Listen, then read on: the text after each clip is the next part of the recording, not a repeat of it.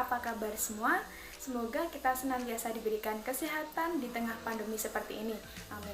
Nah, sebelum kita memulai pembelajaran kita pada pagi hari ini, alangkah baiknya kita berdoa terlebih dahulu ya teman-teman. Yuk, kita berdoa.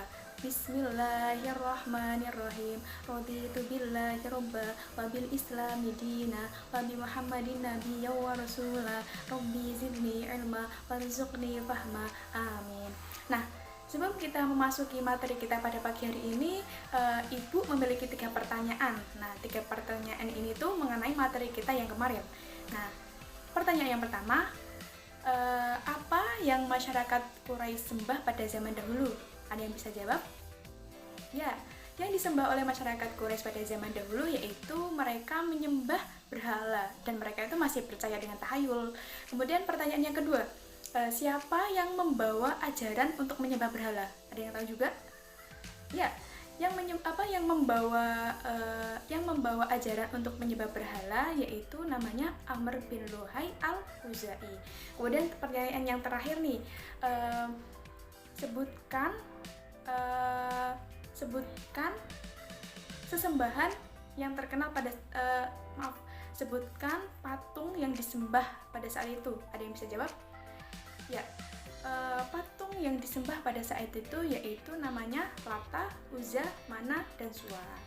Baik, sekilas mengulas sedikit ya materi kita kemarin, kita akan memasuki materi kita yang pada pagi hari ini, yaitu tentang keadaan sosial masyarakat Quraisy. Nah, keadaan sosial masyarakat Quraisy ini bisa dapat kita lihat dari 3 aspek. Yang pertama itu ada aspek sosial ekonomi, yang kedua ada sosial apa ya? Dia bisa tahu? Yang kedua ini ada sosial politik, yang ketiga ada sosial budaya.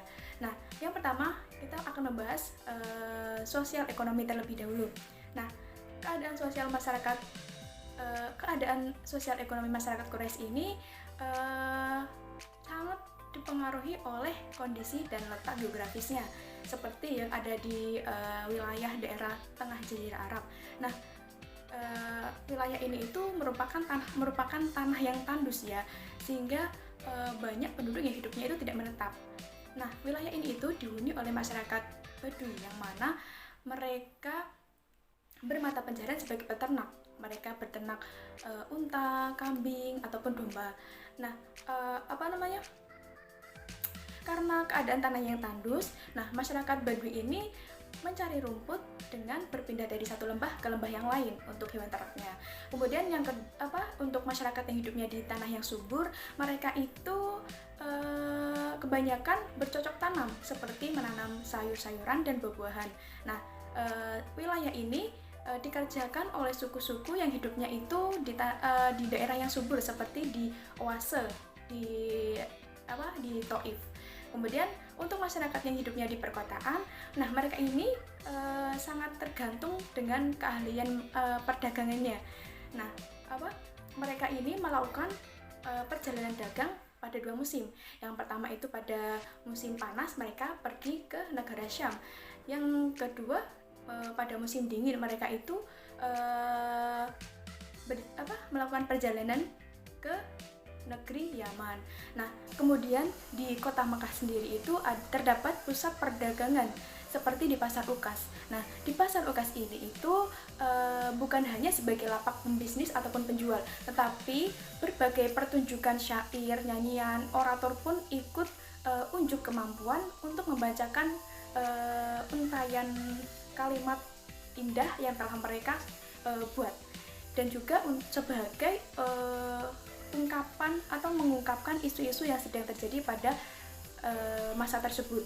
Kemudian Pasar Ukas ini tuh hanya beroperasi pada bulan-bulan tertentu saja, seperti pada bulan Zulqa'dah, Zulhijjah, dan Muharram. Nah, yang kemudian itu pada aspek sosial politik.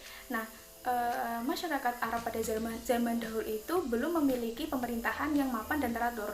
Nah, mereka itu hanya memiliki syekh atau amir yang mana mereka itu hanya mengurusi peperangan dan pembagian harta dalam pertempuran tertentu. Kemudian yang ketiga yaitu pada aspek sosial budaya. Nah, moral bangsa Arab pada zaman dahulu itu bisa dikatakan sangat buruk sekali ya.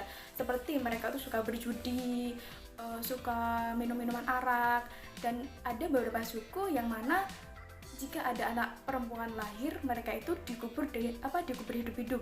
Dan juga budaya yang paling parah yaitu seorang laki-laki dengan seenaknya menikahi ataupun menceraikan perempuan pada saat itu. Nah, dengan keburukan moral tersebut, mereka itu dijuluki dengan Arab jahiliyah. Nah, jahiliyah ini bukan artinya itu bodoh. Tapi yang dimaksud bodoh di sini itu bukan mereka yang tidak bisa membaca ataupun menulis ya, tetapi bodoh yang dimaksud di sini itu mereka membangkang dengan kebenaran. Nah, seperti yang telah dijelaskan pada Quran surat Al-Ankabut ayat 61.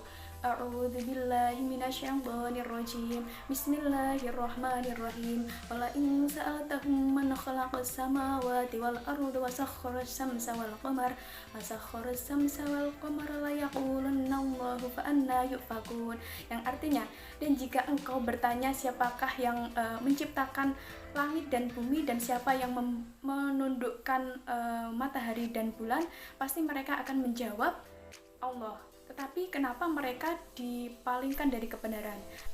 Nah, di sini itu terdapat kata dipalingkan. Nah, kita flashback sedikit ya.